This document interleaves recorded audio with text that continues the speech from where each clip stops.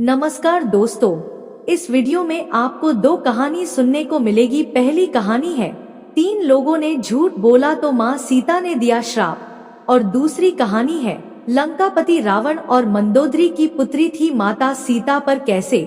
नमस्कार दोस्तों, पहली कहानी 3 लोगों ने झूठ बोला तो माँ सीता ने दिया श्राप। वाल्मीकि रामायण में माता सीता द्वारा गया में दशरथ जी के पिंडदान को लेकर एक किस्सा मिलता है। गया में ऐसे 5 लोग थे जिन्होंने झूठ बोला, जिसके कारण उनको माता सीता का श्राप झेलना पड़ा। इस श्राप को आज भी ये लोग भुगत रहे हैं। इसलिए यह जानना जरूरी है कि साक्षी यानी गवाह के वक्त झूठ बोलने से पाप लगता है। एक बार वनवास के दौरान भगवान राम, लक्ष्मण और माता सीता पितृपक्ष के दौरान श्राद्ध करने के लिए गया धाम पहुँचे थे। वहाँ श्राद्ध कर्म के लिए आवश्यक सामग्री जुटाने के लिए राम और लक्ष्मण नगर की ओर चले गए थे और इधर दोपहर हो गई थी।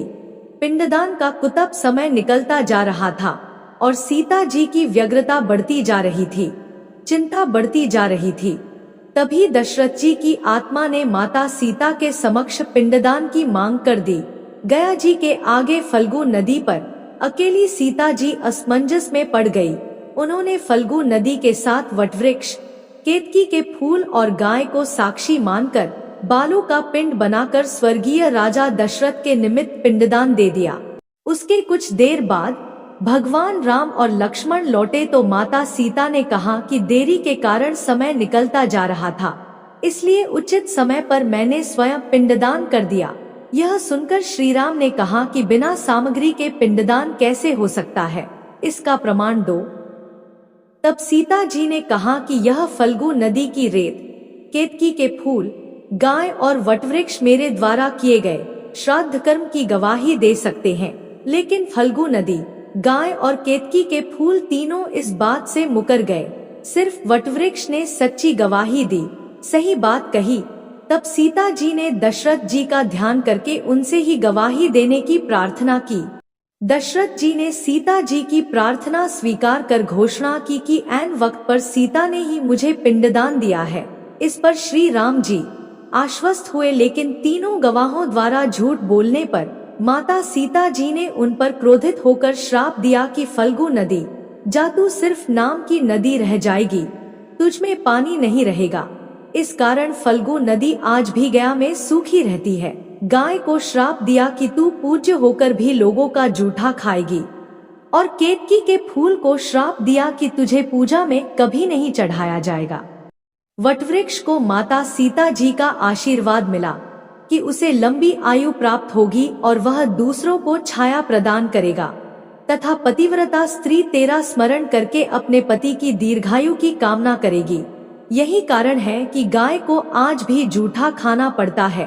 केतकी के फूल को पूजा पाठ में वर्जित रखा गया है, और फल्गु नदी के तट पर सीता कुंड में पानी के अभाव में आज भी सिर्फ बालू या रेत से पिंडदान दिया जाता है।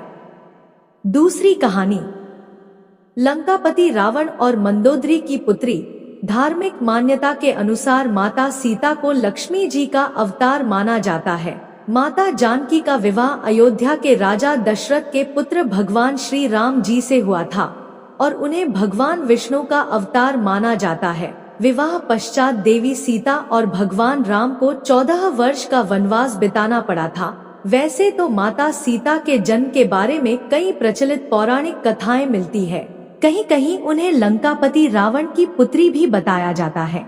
और यह कथा जो आप सुनने जा रहे हैं, इस प्रचलित कथा के अनुसार माता सीता को लंकापति रावण और मंदोदरी की पुत्री कहा गया है, और सीता जी वेदवती नाम की एक स्त्री का पुनर्जन्म थी।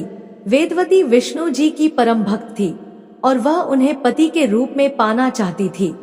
इसलिए भगवान विष्णु को प्रसन्न करने के लिए वेदवती ने कठोर तपस्या की।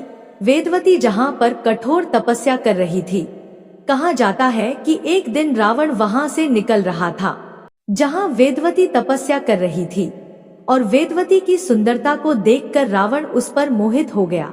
रावण ने वेदवती को अपने साथ चलने के लिए कहा, लेकिन वेदवती ने साथ जाने से इनकार कर दिया। वेदवती के मना करने पर रावण को क्रोध आ गया और उसने वेदवती के साथ दुर्व्यवहार करना चाहा। रावण के स्पर्श करते ही वेदवती ने खुद को भस्म कर लिया और रावण को श्राप दिया कि वह रावण की पुत्री के रूप में जन्म लेंगी और उसकी मृत्यु का कारण बनेंगी।